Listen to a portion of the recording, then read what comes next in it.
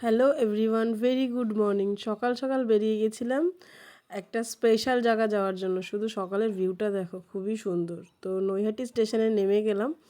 নেমে গিয়ে তারপরে হাঁটতে হাঁটতে একটা সুন্দর জায়গায় যাওয়ার জন্য, যার জন্য এত অপেক্ষা, সেটা হলো আমাদের বড় মা, সবার প্রিয়। সকালটা শুরু হয়ে গেছে আজকে বড় মার দর্শন করতে যাওয়ার জন্য। তো ফুল ডালা কিনে লাইনে দাঁড়িয়ে পড়েছে। এখানে অনেক বড় মার ছবি। তারপর আস্তে আস্তে লাইন টানতে টানতে আমরা বড় মার মন্দিরের কাছে চলে আসছি অনেকটা। তো এইখানে কি সুন্দর উনি হাতে চক দিয়ে এঁকেছে বড় মার মূর্তিটা, দেখো কতটা ভালো। তো আস্তে আস্তে আমরা মন্দিরের ভেতরে যাওয়ার জন্য লাইনটা অনেকটা পার করে আসলাম, মন্দিরের ভেতরেও ঢুকে গেলাম। তো এইখানে একটা বড় মার বড় একটা ছবি আছে, তার ভেতরে দেখো অসংখ্য মানুষের ভিড়। কতটা সুন্দর লাগছে তার বড় মাকে দেখার জন্য মন্দিরের ভিতরে চলে গেলাম।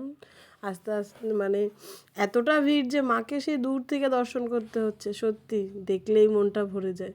কেন জানি না, তোমার কাছে গেলে সব ভালোবাসা, ভালো লাগা, দুঃখ সবই চলে যায়।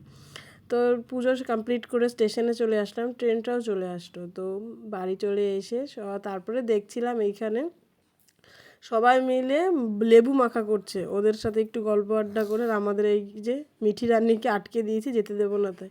আর দাদা দিদি আর ভাই মিলে দুজন তার পাপার গাড়ি নিয়ে, ভাইয়ের পাপার গাড়ি নিয়ে এখন ঘুরতে যাচ্ছে, তাই টাটা করে দিল।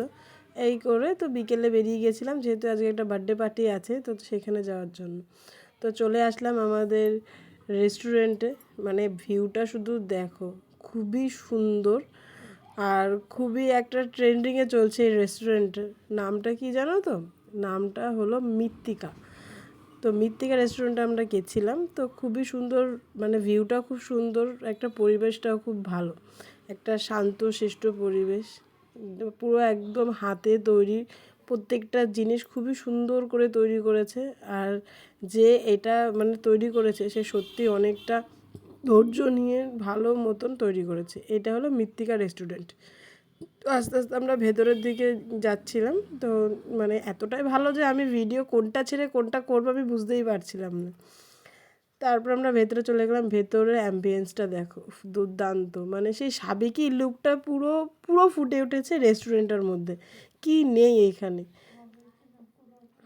তো মাটির দেওয়াল, তারপরে সুন্দর হাতের আলপনা, বাঙালির ছোট ছোট মাটির পুতুল, মানে সব জায়গার ঐতিহ্য একটা জায়গাতে গেলেই দেখতে পাওয়া যাবে। তারপর আমি একটু মানে মেনু কার্ড পড়ছিলাম, দেখছিলাম কী কী খাওয়া যায়। তারপরে আমাদের চলে আসলো খাবার। নিয়েছিলাম আমরা বাটার নান আর মটকা মাটন। আর ওইখানে মাটনটা শুধু দেখো, ও খোলার পর হাঁড়িটা কী যে দুর্দান্ত লাগছিল। আর খাবার কোয়ালিটি কোনো কথা হবে না, এক্সিলেন্ট। তো খাওয়া দাওয়া করে আমরা বেরিয়ে গেলাম। তারপরে একটুখানি একটু ঢং করে নিচ্ছিলাম। তারপরে পুরো আরেকবার। তো এইসব করতে করতে দিনটা খুব সুন্দর কাটলো। Tata bye bye. কাল একটা দেখা হচ্ছে নেক্সট ব্লগ।